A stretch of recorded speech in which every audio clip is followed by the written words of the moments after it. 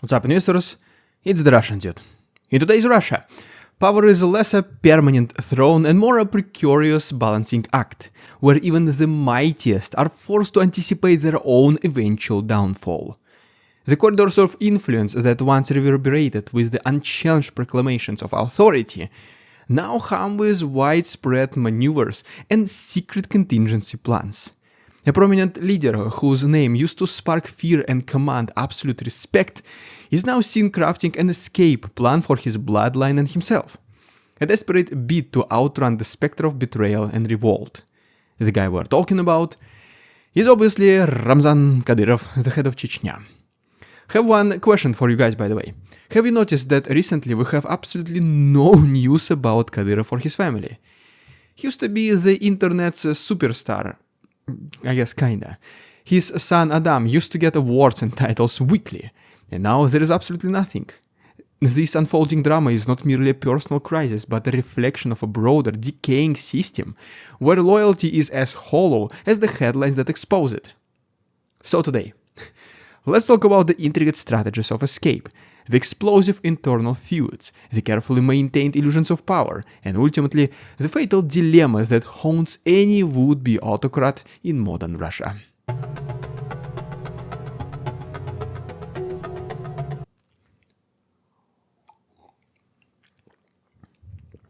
This mug, hoodie, other merch, guys, you can, by the way, find on therussiandude.com, the link is down below. So yeah. There comes a point when even the fiercest predator must confront the threat of its own obsolescence, and for one man, that moment has arrived. Once a near mythical figure of unyielding authority, he now finds himself plotting an extraordinary escape. A contingency plan, if you want to say so, conceived not only out of cowardice, but also as a calculated move to preserve his dynasty from the ruthless machinations of both allies and enemies. The fight for power is notorious around the world, as every one of us know. It is even more intense in Russia. It gets primal in Chechnya. Rumors suggest that Ramzan Kadyrov is secretly negotiating sanctuary with Arab monarchs, whose cordial ties and shared interests may serve as a lifeline if he is ever cast adrift in the tidal currents of political retribution. The plan, as elusive as it is bold, exposes a simple truth that many in the Kremlin's inner circle have long suspected. Power is as ephemeral as the promises made in the dark of night. The details of this exit strategy are not easily confirmed for obvious reasons, but the rumors keep piling up with each day passing. We are sure we will know more about this whole thing as time passes. But so far, it is with high degree of certainty that Kadyrov started preparing an escape route, at least for his family first. It is a very ironic maneuver as well. A man who once embodied the ruthless enforcement of state is now pretty much a living confirmation that even those at the height of influence can be reduced to survivalists in their own homeland. The image is almost cinematic, evoking comparisons to an outlaw on the run, who sees no future amid a collapsing power structure. Far from a sudden capitulation, the shift has been gradual, a long overdue recognition that the very mechanism of coercion and control which once guaranteed his dominance are now blurring at the edges. The calculated distancing from the center of power, the engagement with foreign benefactors, and the discreet mobilization of resources all point to a leader who is reconfiguring his role in the history of modern Russia. Every whispered conversation, every closed-door meeting in dimly lit rooms reinforces the notion that this is not a fall from grace that happened overnight. It is a carefully orchestration of an exit plan designed to safeguard the future for those who share his blood and legacy, at least to begin with. The swift internal consolidation of such plans inevitably sends shivers down the spines of those who remain tethered to the old order, as they realize that the empire built on fear and favor is now at risk of crumbling from within. If you seize power and keep it through force and pain, how else would you expect it to be taken away, right? Beneath the surface of personal maneuverings lies a ferocious conflict that has erupted into an all-out feud among Russia's most formidable functions. What began a squabble over business interests and long brewing grudges has ballooned into a power struggle of epic proportions, even for Russian standards. One that reminds of ancient family rivalries against contemporary ambitions for billions of dollars in assets. You might even remember this whole thing yourself, where it all culminated.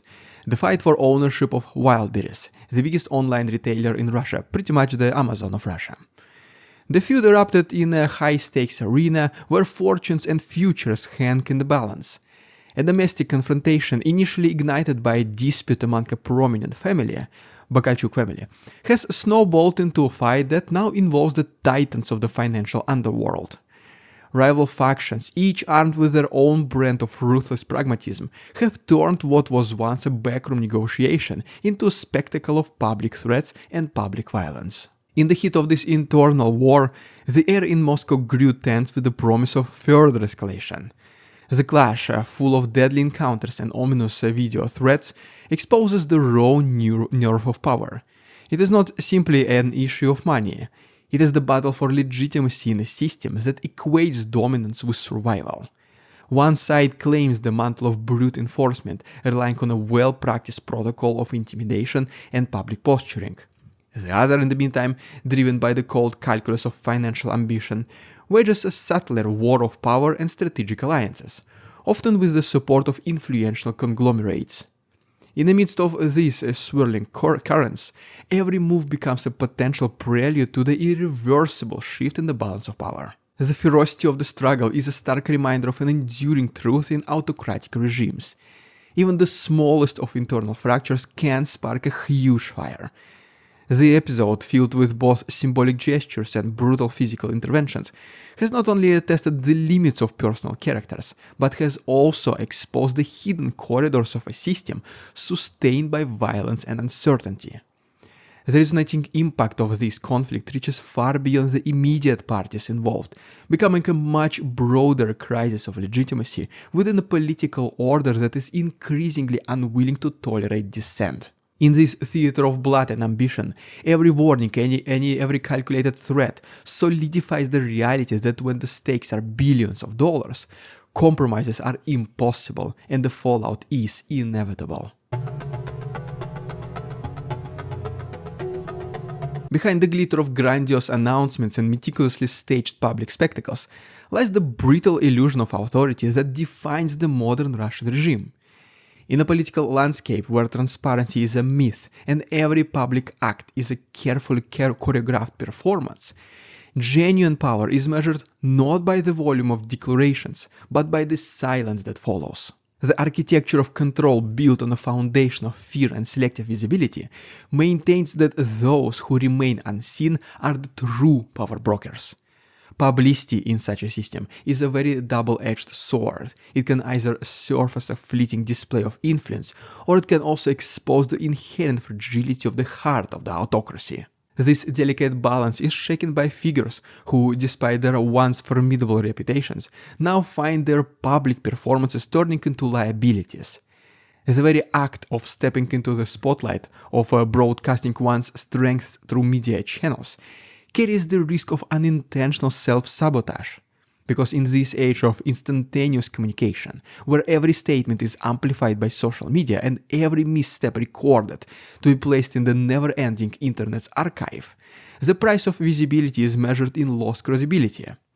A leader who makes a spectacle of himself not only jeopardizes his own standing, but also signals to his inner circle that the tightrope of power is about to snap. Just think about Kadyrov's Chechen soldiers fighting in Ukrainian war in its very beginning, more commonly known as, you guys know, TikTok warriors. It lasted several months at best until Kadyrov himself realized that he is being ridiculed online, not championed. And people, including Russians themselves, see these war videos as total circus and clownship. Let's be real. For this reason, true power is often exercised from the shadows, away from the prying eyes and the relentless scrutiny of the public domain. Within this framework, even the famed disruptors of the past, who once stood as symbols of formidable strength, are now rendered vulnerable by their own need to remain relevant. The paradox, guys, you'll see, is incredible. In regimes governed by the opaque hierarchies, public dissent and displays of influence are not badges of honor, but rather the prelude of inevitable downfall. Every high-profile warning, every televised denouncement only serves to remind the observers that the regime's veneer is thinning. In such a system, the conversion of public support into political capital is a myth, and any attempt to leverage media attention inevitably reduces complex internal dynamics to even more spectacles.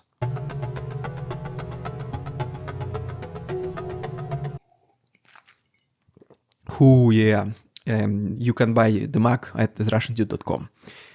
I think I already said it, but well, once again then. So yeah, back to the video again. The ultimate paradox for any autocrat is that power, which once gave him unquestionable status, can rapidly transform into fatal vulnerability. In a system where every show of force and every public action is a calculated bid to remain indispensable, the unrelenting pursuit of dominance becomes a relentless, self-defeating exercise. The story of this once untouchable leader is now an example of a broader dilemma faced by every dictator. The more one clings to overt power and grandiose displays, the more one risks alienating the very forces that sustain that power. Kadyrov's current situation is not so much the result of external conspiracies as it is the unavoidable consequence of a system in which every public misstep reverberates with deadly significance. Under the weight of mounting internal pressures, even the most formidable enforcers can find their capacity to intimidate evaporating literally into thin air.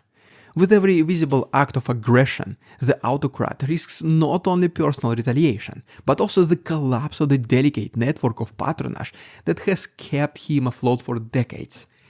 The shift toward a more cautious, almost stealthy mode of governance, unfortunately for them, is an obvious next step. Yet, it is too late for many to recalibrate. That is exactly what we are seeing right now Kadyrov is trying to do. I mean, just imagine how difficult it is for him. He used to flash multi-million car garages, mansions, castles, weapons made out of gold, stacks of cash and designer clothes, and now he cannot do any of that. For a person who has been living in this environment for most of his life, it must be excruciatingly unbearable. Compounding this growing instability is the radical unpredictability inherent in an environment where power is transitional and public image is both the shield and the target. In a regime that prizes unyielding loyalty above anything else, even the smallest crack in the facade can be exploited with ruthless precision. The inherent contradiction is that while political survival hinges on maintaining an aura of invincibility, that very display of force now only accelerates the process of isolation and vulnerability. As the once celebrated public persona deteriorates, so too does the foundation upon which his authority was built. The result is a self-destructive cycle, where the pursuit of hype only accelerates the inevitable collapse. Well, there you have it, guys. If you enjoyed today's episode, please subscribe to my channel if you haven't already. The merch, the support to my channel, all of this can be found at the links down below. As always, guys, thanks so much for watching. See you on Tuesday. We want to come to their tricks, the facade they try to sell. Their twisted words and feeble claims on us all they cannot quell. We see through their lies, their feeble attempts to sway. We do not believe in ridiculous Russian propaganda.